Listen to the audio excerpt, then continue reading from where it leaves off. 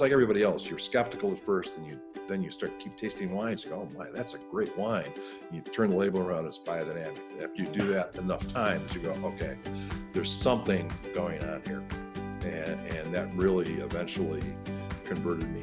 The basis of biodynamics is you're creating a system of healthy soils that allow the plant to be healthy, and a healthy plant can resist pests and diseases, and you don't need to spray.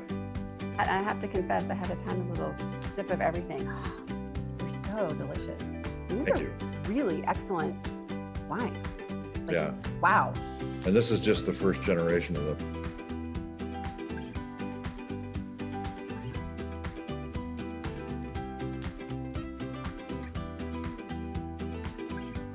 Hi there, and thank you for joining me here at Wine for Me at Home. I'm Amy Gross, your host, and today we've got a fantastic tasting for you from Troon Vineyard in Oregon. If you went ahead and already purchased the wines, go ahead and get those open and set out. You might want to use that tasting placemat we gave you. It will show you which order we're tasting the wines.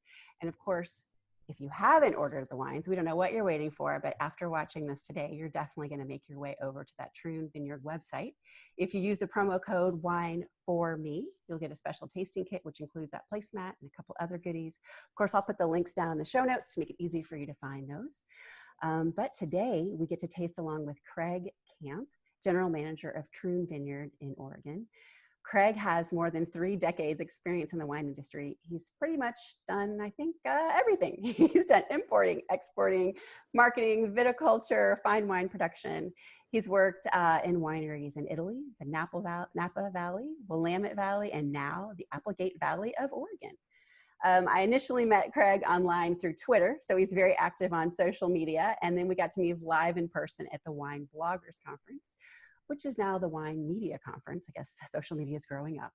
So without further ado, I'd like to introduce you to Craig Camp, General Manager of Troon Vineyard in the Applegate Valley of Oregon.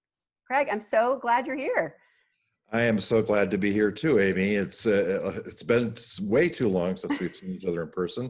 Obviously, that is a kind of an issue these days. So I'm thrilled to be here on Zoom with you and to be able to talk about what we're doing in a very special place here in the Applegate Valley. So Troon is actually an historic vineyard. It was planted by Dick Troon in '72. So one of the earliest in Oregon. But they were kind of following the California model. We have, since we took it over in 2016, so they took over the farming here, we've, we're in the process of replanting everything to Southern French varieties. So it's a total transformation of the winery. Not only what we planted, but how we farm it, because we just achieved our biodynamic certification. Fantastic. Wow, with the rosé, which I was noticing, we've got tinta. How do you pronounce tinta roriz? Tinta roriz, which is the Portuguese name for Tempranillo. Okay, so all right, I feel better. It's a Portuguese clone of Tempranillo. Okay, I'm going to go ahead and pour this in my glass. I don't know. Please do. Now, gorgeous color. This is a transitional wine for us. Now, tinta roriz and primitivo, which we're here, we're actually removing those. Okay.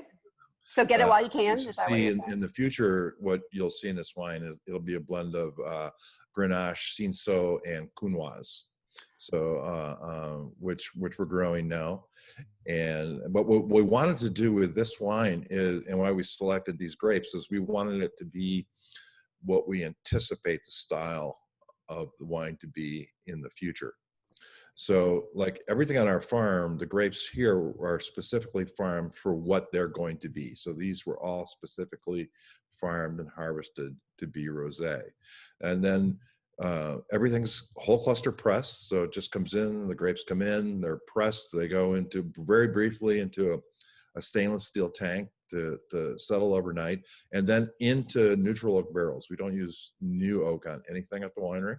Okay. So this goes into, we get used barrels from the French barrels from the Willamette Valley, where they love new oak. Nice. We don't. So that works out. But it's barrel fermented. It's 100% barrel fermented, and then aged on the lees for 4 months.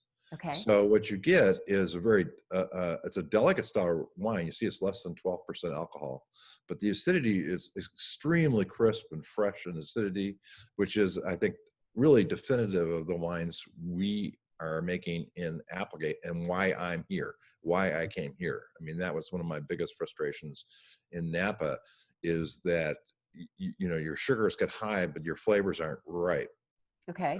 matures. So you end up having to let it hang to let those flavors develop, and you get a higher alcohol. Here, we don't have to do that. I can let them hang and the sugar doesn't go up. So you get a full flavored wine like you're tasting now. Yeah. That's only, I think it's 11.7% alcohol, but with extremely fresh, crisp acidity. It's So very crisp. delicacy, floral, and just, you always look at it, if a wine to me has to be mouth-watering, and that's what this wine is. You can just feel it kick up those glands, ready to go for the next bite of food. Yeah, I call that quenchy. It's my own little Yes, word. Whatever yes, I'm writing, I'm like, yeah, it's yeah, very yeah, quenchy. It sounds better than yeah, the salivary glands are firing up, but it is. yeah, I mean, it just kind of calls you to get another sip, or as you said, exactly. have a bite of something to eat with it. This is very fresh. The acid is nice. It's there, but it's not overpowering. It's not Mhm. too high in acid. I think it's really, really well balanced, and it's beautiful dry rosé. When you get that richness of flavor, when I can hang the grapes, like you get that richness of flavor, you can carry that acidity. So the word you used is exactly right. It's balance, and that's what we're trying to achieve in all the wines. So you mentioned that you use grapes for this now, but you're going to transition out to others. Mhm. Tell me how you make the decision for what grapes to grow. I mean, do you just say we want to use these grapes, or is there? No, no. That's probably a way to make a very expensive mistake. So I would think there's when a we little came, we more brought to in a it. company from Napa Valley, actually, called Vineyard Soil Technologies, and Uh-huh. we dug 75 5-foot deep soil pits and a couple of PhDs on the property for a week in the holes. And they developed like a 300-page analysis of our soils and microbiology and everything. And we use that as the baseline. So then we combined that information with our own experience and knowledge and weather data Right. to decide which vines we felt would do best in each block. And that's how we did it. In So each block. I mean, that is a lot of 300 pages yes, it's of a data. huge project. Yeah, yeah. Well, people think biodynamic wineries aren't scientific, and it's just not true. We're very scientific, and we look at biodynamics as a kind of a probiotic program to Mhm. build soil health. So we are using a lot of science. We're also working with a company called Biomakers out of San Francisco, and they do genetic sequencing on everything that's in our soils, on our grapes, in our fermenters. And then we're creating a database every year and watching how that changes as we develop our farming. So what we plant is based on a combination of personal knowledge and science. So we're looking to grow what the vineyard wants to grow, not what we necessarily want to grow. That sounds like it's a delicate balance of science and art and helping the earth to give you the best fruit that the earth can give you in that spot so that you can make the best glass or bottle or case or cases Right. of wines for people to enjoy. It's fundamentally about healthy soil. You don't have healthy soils, you don't have healthy plants, you don't have healthy grapes. Right. And if you don't have healthy grapes, you can't make a natural style wine like these are. I mean, these are, there are no additives. It's just grapes that go into the fermenter. That's it. Just grapes Just the grapes. through Which, native which yeast. I think that a lot of people don't really understand that often there are a lot of other things that are Mhm. added to the wine. But at Troon, you've made the commitment to honor the earth. Or tell me why Yeah. you decided to go that way. Well, it is, the idea, of course, is you want to reflect your vineyard in the glass. And if you start adding things, everything you add slowly takes away from that expression because Right. you're overwhelming something. So native yeast fermentations, for example, in the kind of a commercial winery sense, they would come in, they would hit the juice with sulfur, kill off everything, and then add the yeast that they wanted, a cultured yeast, a single type of yeast. With a native yeast ferment, we are taking the yeast that live in our vineyard, and you go through layers of fermentation. So you start off with dozens, or maybe hundreds, we don't know, of yeast that start the fermentation. But most of those die at about 4 or 5% alcohol. It's an interesting thing about yeast. They produce alcohol as a way to ward off competition, but eventually that kills themselves too. So it's not a very good long-term strategy. Right? But it works for us. It works for the wine.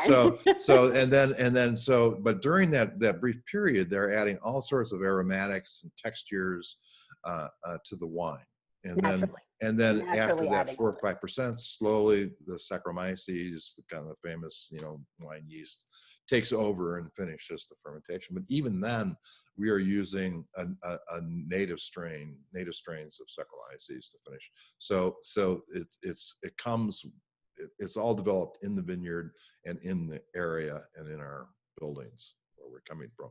So there's no other additives. We're not using the new oak or anything to overwhelm any kind of flavors. Malolactic, which all the wines go through except the carbonic maceration reds, is a natural malolactic. And then we do add very low amounts of sulfur, 30 parts per million or less, just prior to bottling, just to stabilize the wine and prepare it for bottling. So, usually, it wouldn't be unusual to see a commercial wine, 300 parts per million, and we're at 30. That's a big difference. Right. And, and even under biodynamics, the maximum allowed is 100. So we're even well under what's mandated by the biodynamic certification. Wow. I'm going to ask you a little bit more about what does biodynamic really mean. But I think we should get the next wine open and give that a taste. That's a really good idea. So we're going to set that over there.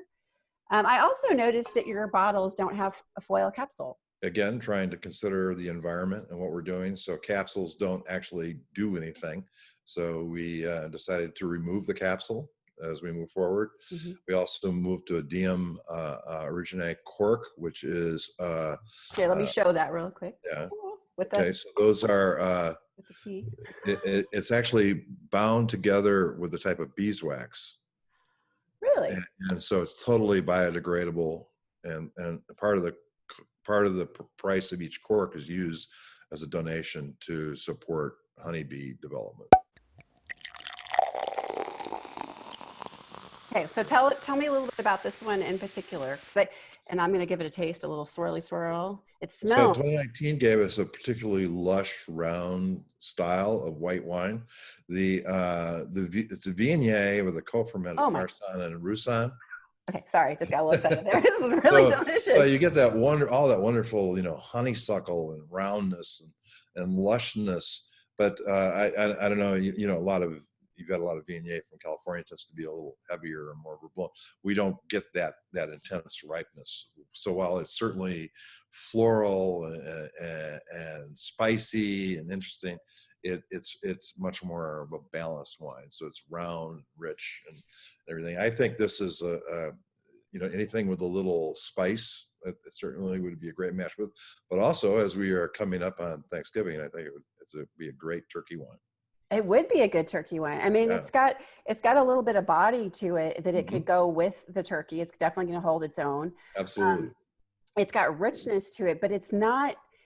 It's almost like the texture of a Chardonnay, but it doesn't taste like a Chardonnay at all. I mean, it's very substantial in my mouth, but yet it's fresher. It's more floral, as you said. That spice that comes and gets you in the end. I mean, this is really outstanding. Yeah, I do think it would be a good turkey wine. It's got that nice richness on the palate, but I think it's rather exotic, especially the Marsanne and the Viognier have rather exotic aromatics. The Roussanne gives it structure, and then the Marsanne and the Viognier are the exotic parts. Well, then you can also be the cool person that brings us to Thanksgiving or Christmas dinner, and you've got some funky grapes that you can explain to everybody. You're like, hey, here's my wine knowledge. It's a Viognier, Roussanne. Okay, I'll keep We're that in only mind so I 60 never miles, come we're in visit. extreme southwestern Oregon. And not only are we in the mountains, but we're only 60 miles from the ocean. So, we're about an hour from the California border, but the Applegate River and the Rogue River cut through the Siskiyou Mountains and create a channel for air to come in from the Pacific Ocean.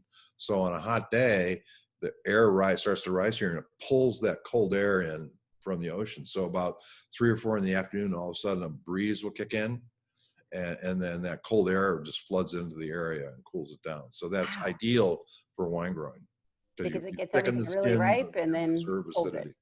Yep. That is fantastic. Yeah. Okay, I do want to go back and I want you to explain to us what does biodynamic mean? We hear about biodynamic, we hear about organic, we hear about sulfites, we hear about all this stuff. But tell us about what does biodynamic mean? You just got this great you earned your certification this year. So what does that mean? Well, or you start, organic agriculture that is kind of basically telling you what not to do. Don't put this on, don't do that, don't do that. Where biodynamics takes that base of organic, you have to be organic, and then adds this whole range of probiotic applications. It's fundamentally based around a composting system that you want to put bacteria and fungi back in the soil. So you start with compost, and organic compost. To have certified organic compost, the temperature has to be much higher than we want it to be, because they're trying to kill off bacteria. We're trying not to. So in biodynamic composting, you keep the temperature lower, you turn it more, and then we add biodynamic preparations, based on various herbs and plants to help build up this microbiology, and then that is applied to the soil.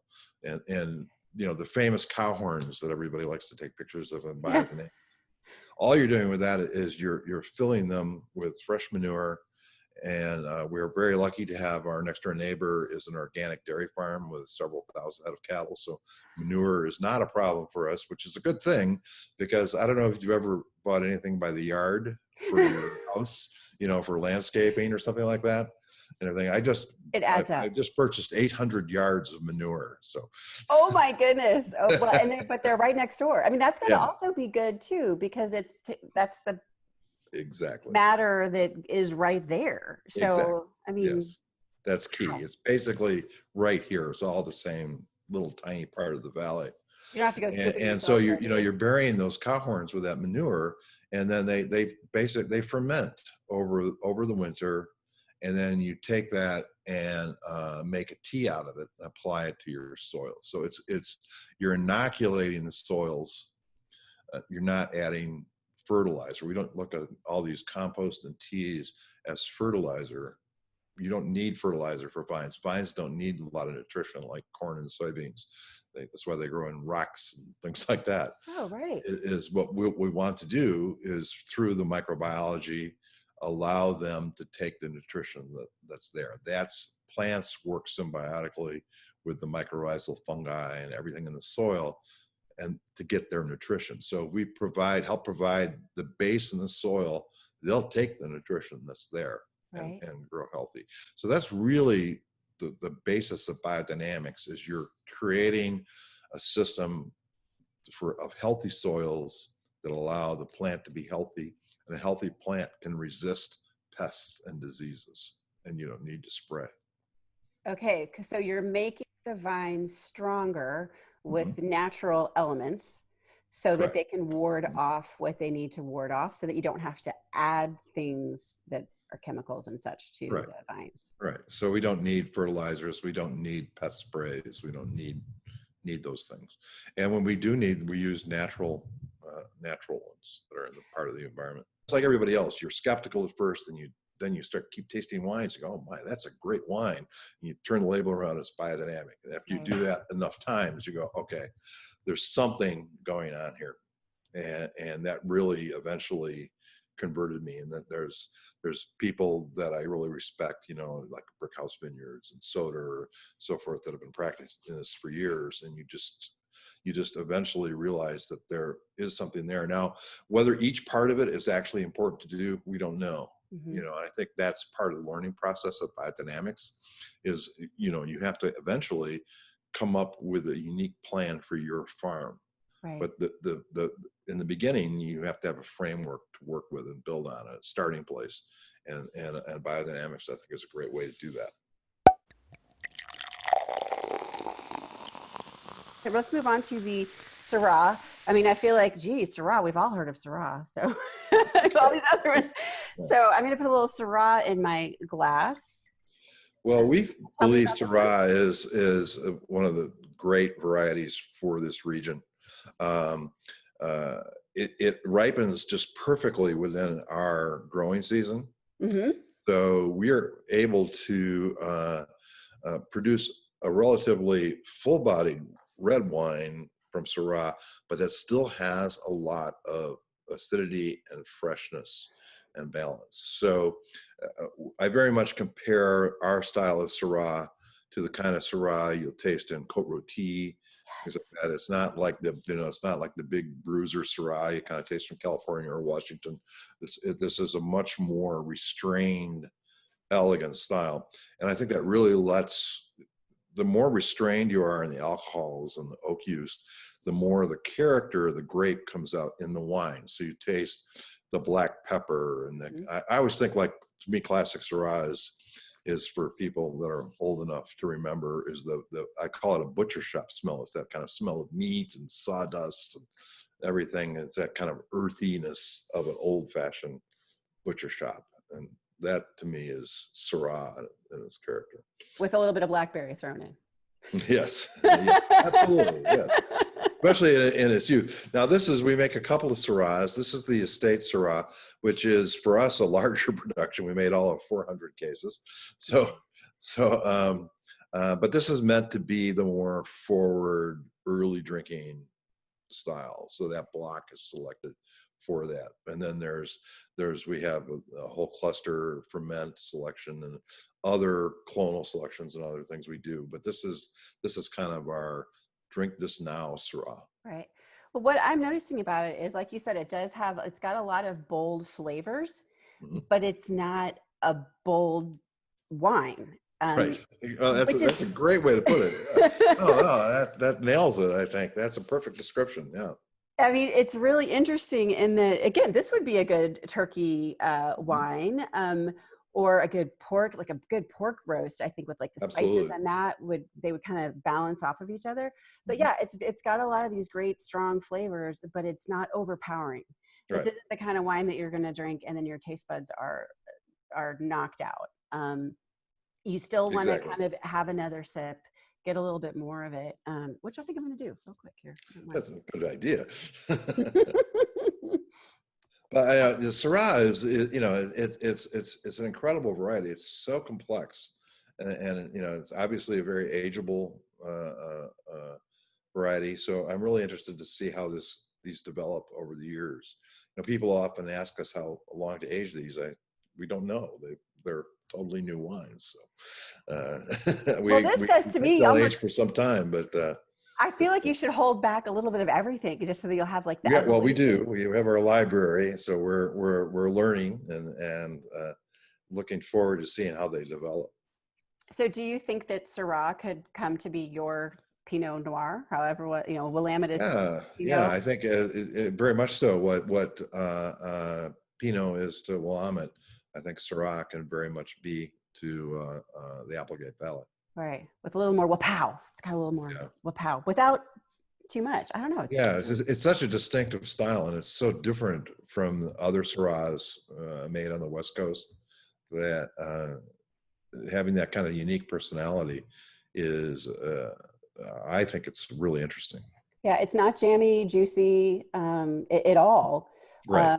But like we said, it does have that blackberry. I think you're right. It is like that butcher shop meaty.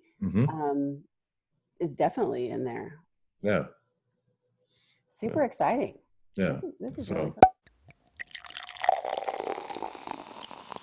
Okay, so now the Pyrenees. Cuvée Pyrenees. Yeah. So now we've been kind of the Let me show that last two real wines quick. have been Rhone varieties, but this is Southwest France, and we call it Cuvée Pyrénées because the two great red varieties of the Pyrenees area, Southwest France, are Tannat and Malbec. Okay. And so they grow very well here in a very different style. You know, Tannat, of course, is famous for its tannins. You know, being the big tannic wine of Mataran. But here on our granite soils, it seems to have gives a silkier tannin. While it's still a substantial tannin, it's not as aggressive. And then the Malbec rounds it out and fills it out even more. But the important thing, I think, too, here is this is a co-ferment. So these are picked at the same time. They're the last reds we pick every year, and the blocks are right next to each other. And they're co-fermented. Now, we've made both Tannat and Malbec separately and then blended it to the exact same percentage as the co-ferment, and they're totally different wines. Really? Because, when you co-ferment, what you do is you're subtly changing the chemistry in the fermenter, because each grape has got its own pH, its own, own acidity, slightly different yeast populations because of where they're at in the vineyard and their ripening cycle, and all of that makes this. It's like you created a new variety. I mean, we've all tasted blended wines where 1 month it tastes like the Cabernet, and tasted 2 months later it tastes like the Merlot, and right. it changes. When you co-ferment, it doesn't do that. It just creates this new entity. And they totally meld into this new entity. And so you get this unique wine that you could only get by co-fermentation. In the beginning, I thought the Tannat would overwhelm the Malbec. And it's funny, it's just turned out to be the opposite.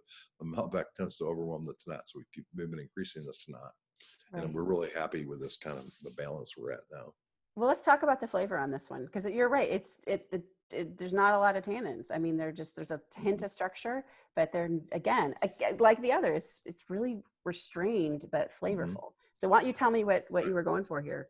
Well, I think that is, again, because of our ripening cycle and that ability to let the grapes hang on the vine without the sugars going up, that allows us to let those skin tannins ripen.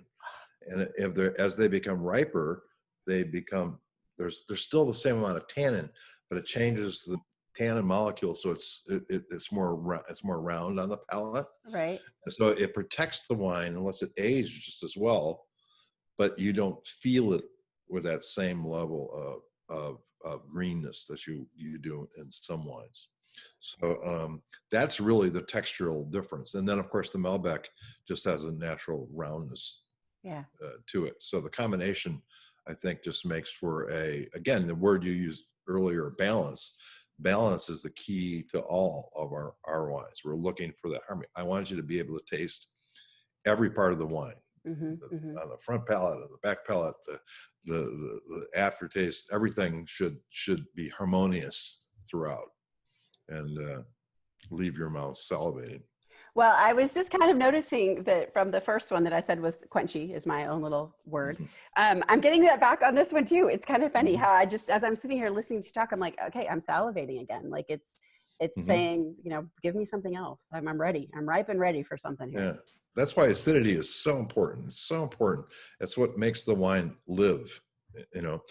People forget, tannin is a feeling and acidity is a flavor. So they're very differently perceived on the palate. So the tannin, of course, is that drying taste you get in, say, on sweet tea and things like that. That's tannin. So what it does is it dries the palate. Now acidity makes you salivate. Right. So if the acidity makes you salivate, it balances off the drying effect of the tannin and makes the wine balanced. 100%. That is a really great explanation. What's next for Troon? Well, it's again, it's like a slow motion. So we're developing the whole property, and the whole farm concept is key to biodynamics. So we've just planted, last year we planted 200 cider apple trees. We're planting another 200 this year. These are all heritage clone French apple ciders. Okay. Trees so we'll be making a cider in a few years. It takes a while to grow the fruit. So we're doing a 2 acre, we call it a garden. 2 acres is a pretty big garden. That's pretty big garden. A vegetable garden with a goal to propagate heritage seeds that are local to the area that are going out of existence. Okay.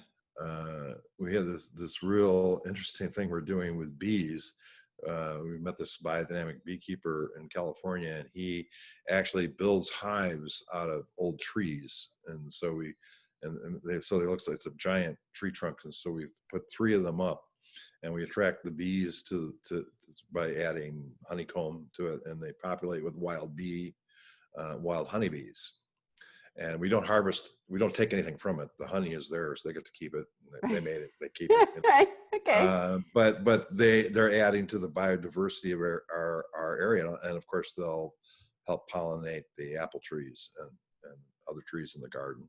Wow. We have a 4-acre section. We're working with a local brewer to grow grains on, for them to make a biodynamic beer. We're not going to make the beer. We're going to let the professionals make that. Good. But but that's wine for beer. And we're putting in our first flock of. We have chickens now. We're putting in our first flock of sheep this year. We'd have the sheep now, but we had to wait for the guard dogs to be. Was a waiting list so the dogs Pyrénées in line or guard dogs. Well, around here there are. You don't have guard dogs. The sheep are lunch. So okay. We have cougars and coyotes and wolves. And okay, yeah, we don't need the sheep to be someone else's lunch. The dogs will take care of that. Wow, that is so exciting! I love that. So that's a complete. That's part of biodynamics. By having all those different things, you're altering the microbiology, or you're changing the types of insects and plants that will grow, and bringing in. You want to bring the good bugs in to eat the bad bugs, the things like that, just the basic. We want to bring more birds in. So we're putting up bird feeders and attracting birds and trying to bring more and more birds in. We're putting up barn owl home houses and perches for the hawks, and just building the natural system. We want, so the whole farm is one system, but multiple parts that all work together. That is really exciting. What a cool, I have to go to Oregon when we're all traveling again. I got to come check this out, because this sounds really. Please do. Really exciting. People come to the Applegate Valley. They don't want to leave.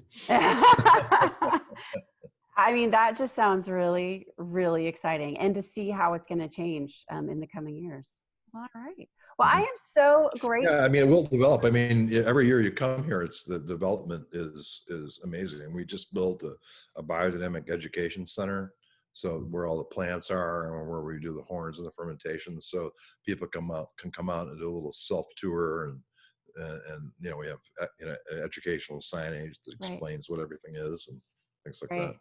Well, and I have older kids, and I think that it sounds to me like visiting your winery or your vineyard would be a good thing to do with older children, at least. Absolutely. Because even if they're not drinking wine, they're going to get a lot out of the experience and learning your process, and not only just the process, but why it's important. Right. This is a working farm. It's not just a show place. It's an actual working farm. Super, super cool. Well, I have really enjoyed chatting with you, and these wines are outstanding. I'm really excited. thank you so much for taking the time to give us our virtual tour. I'll have to come take a real tour sometime for sure. Absolutely. And it's always wonderful to chat with you. Thank you. And thanks to everyone at home who's joining us at Wine for Me at Home. If you haven't, I don't know why you haven't ordered these wines yet. Go to Troon Vineyard, check it out. Of course, I've got the link in the show notes so that you can give them a taste at home. All right. Cheers. Cheers. Thank you.